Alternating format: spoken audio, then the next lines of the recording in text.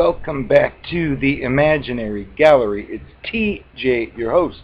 We're still rummaging through that narcissist bag of tricks, and we're now on another characteristic that fits the cluster B personality disorder. Deceitful and manipulative, also still referencing Robert D. Hare, PhD's book. He tells us that lying, deceiving, and manipulation are natural talents for these creatures. With their powers of imagination in gear and focused on themselves, these creatures appear amazingly unfazed by the possibility or even the certainty of being found out. When they're caught in a lie, for example, or if they're challenged with the truth, they are seldom perplexed or embarrassed. They simply change their story, attempt to rework the facts, so that the facts appear to be consistent with the lie. The results are a series of contradictory statements and a thoroughly confused listener. And yes, I've been that listener before. It's perplexing. Much of this lying seems to have no motivation other than what psychologist Paul Ekman refers to as Duper's delight, or duping delight, which is something I've noticed if you've tuned into any of the false flag mass shootings, which of course are legal now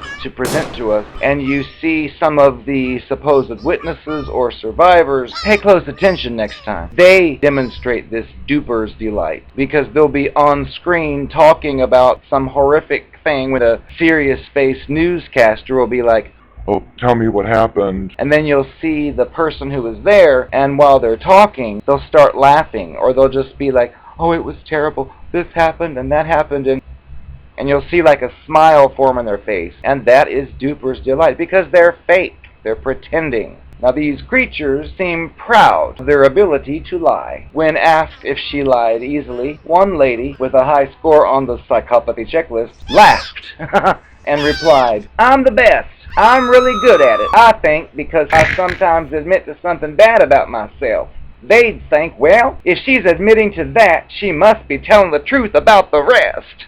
She also said that she sometimes salts the mind with a nugget of truth, which is common as well in other situations where there'll be a little bit of truth, but she says if they think some of what you say is true, then they usually think it's all true. Many observers get the impression that these creatures sometimes are unaware that they're even lying. It is as if the words take on a life of their own, unfettered by the speaker's knowledge that the observer is actually aware of the fact. The creature's indifference to being identified as a liar is truly extraordinary. It causes the listener to wonder about the speaker's sanity. More often, though, the listener gets taken in.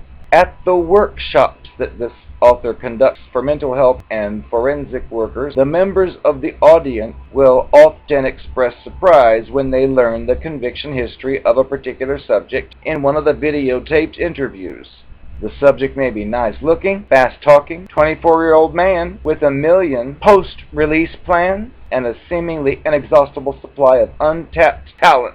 In rapid succession, he convincingly described having done the following. He left home at the age of 8. He started flying at the age of 11, got a pilot's license at the age of 15, lived in 9 different countries in 4 continents, managed an apartment building, had its own roofing company, worked as a forest firefighter for 6 months, ran a ranch for a whole year, spent 2 years in the Coast Guard, was captain on an 80-foot charter boat, was a deep-sea diver for 4 months.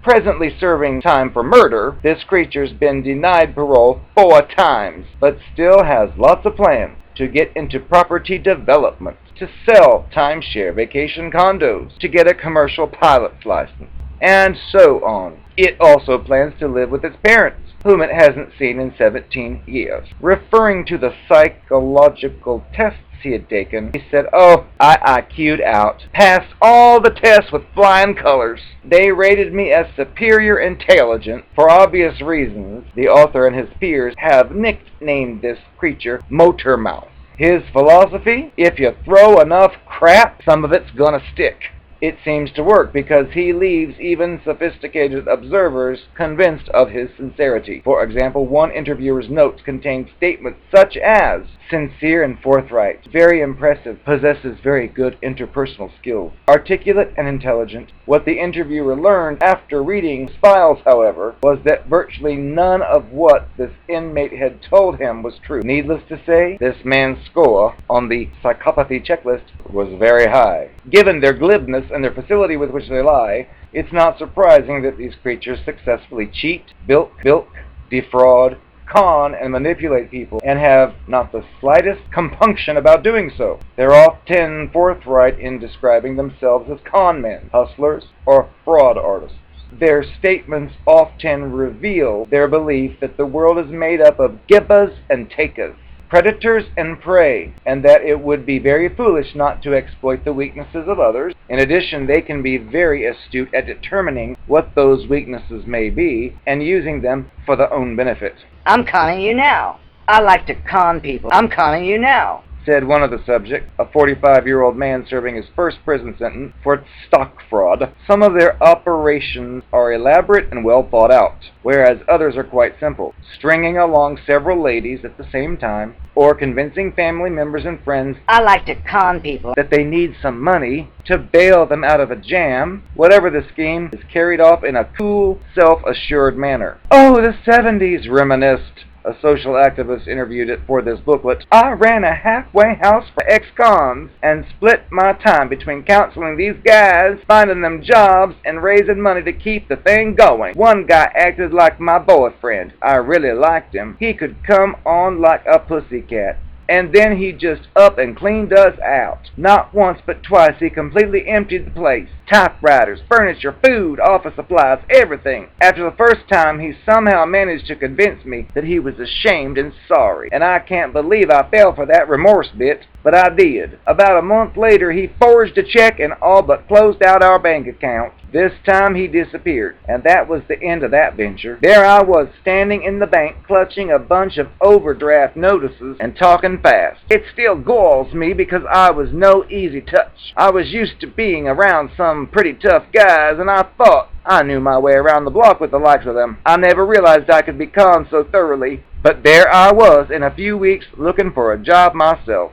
The capacity to con friend and foe alike makes it a simple matter for these creatures to perpetrate fraud, embezzlement, and impersonation, to promote phony stocks and worthless property, and to carry out swindles of all sorts, large and small. One of this author's subjects told of strolling along a dock when he saw a young couple who was looking at a nice-looking sailboat that had a for sale sign on it. He marched on over to this couple and introduced himself as the owner of this particular boat, which was, as he states, a complete load of baloney. He invited these people aboard to look around. After an enjoyable hour on this boat, the couple made an offer to buy it. Once the terms had been negotiated, he agreed to meet the couple at the bank the next day and asked for a $1,500 deposit to seal the deal. After a friendly parting, he cashed their deposit check and, never saw them again. Money grows on trees, said another creature, a woman with a long history of frauds and petty thefts. They say it doesn't, but it does. I don't want to do it to people. It's just so easy. In the same vein, these creatures in prison often learn to use the correctional facilities to their own advantage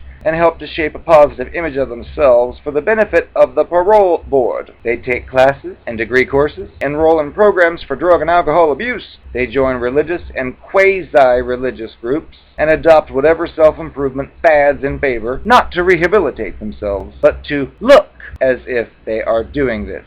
It's not unusual, for example, for a particularly adept manipulator to declare itself a born-again Christian, not only to convince the parole board of its sincere resolve to reform, but to exploit the elaborate and well-meaning born-again community for its support, not to mention its material resources. Go fraud me. And now that the cycle of abuse theories have become widely accepted, many such creatures are eager to attribute their faults and problems to childhood abuse. Although their claims may be difficult to verify, there's never a shortage of well-meaning people ready to take them at their face value.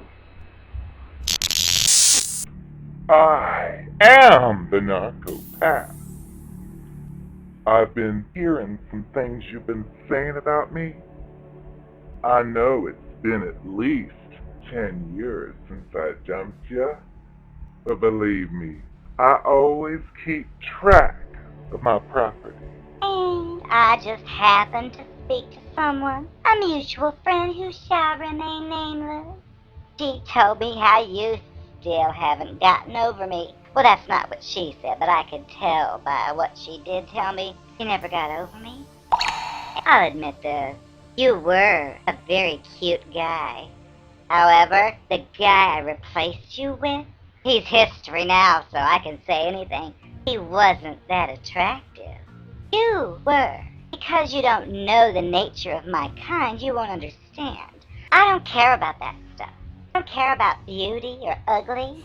Well, sometimes I do, if it makes me look good in front of others, if I want to make an ex-lover jealous. In this case, I did the reverse, because I knew you could be a model. You could have anyone you want, so they say. So it really gave me the biggest thrill to find a guy who was not gorgeous, who had flaws, who anybody could just look and say, why would she leave him for that?